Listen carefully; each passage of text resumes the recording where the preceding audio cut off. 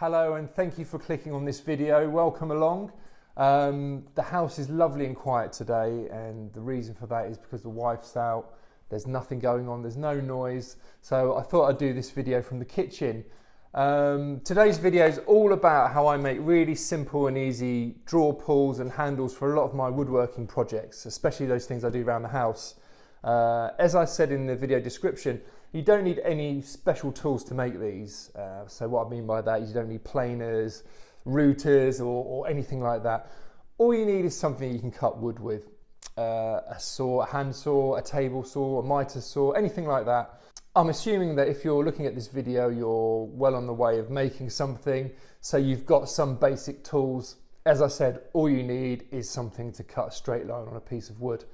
But anyway, let's get into it. Let me show you where this came from, because this is part of a project I did this past weekend in the house, and then I'll show you how I make these kind of handles.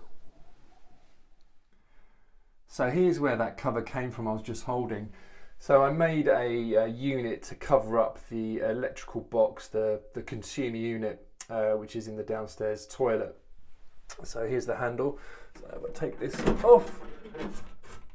So it's been held in place by a couple of magnets there, but basically you can see I've made a housing to hide this pretty ugly box. But yeah, here's where the cover came from. I'm trying to hold it now. I'll take it outside so you can have a closer look, but these are the handles, and actually I think they look really nice. Really simple, but they've got a bit of design to them.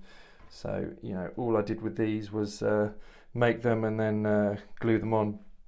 But let me take this outside and I'll show you exactly how I make them. So how do I make these handles? Well, it's really simple. A lot of the stuff I do around the house I make with cedar wood. It's light, it looks really nice.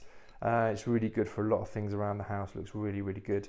But I buy tongue and groove boards, and this is how I make the handles. So you can see this handle here is actually the one side of this tongue and groove.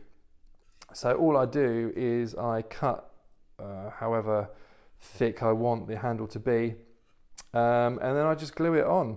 And you can also use this side as well if you want a different kind of design, but essentially just cutting these straight and then gluing them on, a little bit like this. What I'll do is we'll go to the mitre saw and I'll show you how I do it, and then we'll come back and place it down on a board and see what it looks like. So here we are at the mitre saw with the offcut of the tongue and groove board, and it is as simple as this. So just place the board down at your desired thickness, and then just cut straight in.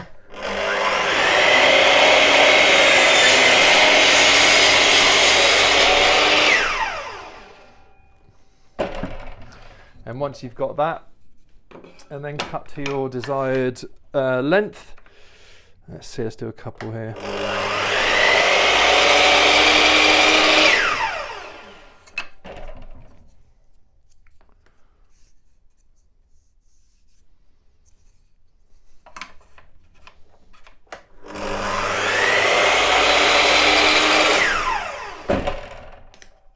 And also, as I mentioned, you can use the other side of the board as well. So let's do a couple here.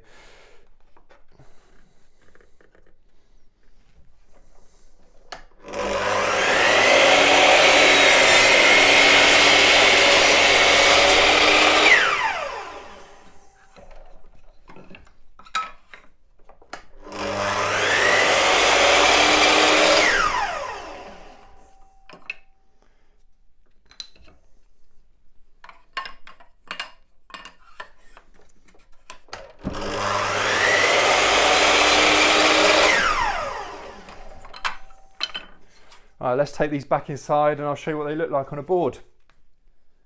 So there you go. I've just come back inside and I've placed a few of these down on a board next to the one that was actually fixed on, just to show you what they look like. As I said, once you're happy with the thickness and the length, just go ahead and glue it down or nail it from the back, or whatever you're happy with. But here's just a few examples, different lengths, thicknesses, and what they look like. So, you know, for making really quick and easy handles or pulls, you know, this is a really good method. and it gives you something that looks a lot better than just a block of wood stuck to the front of your project.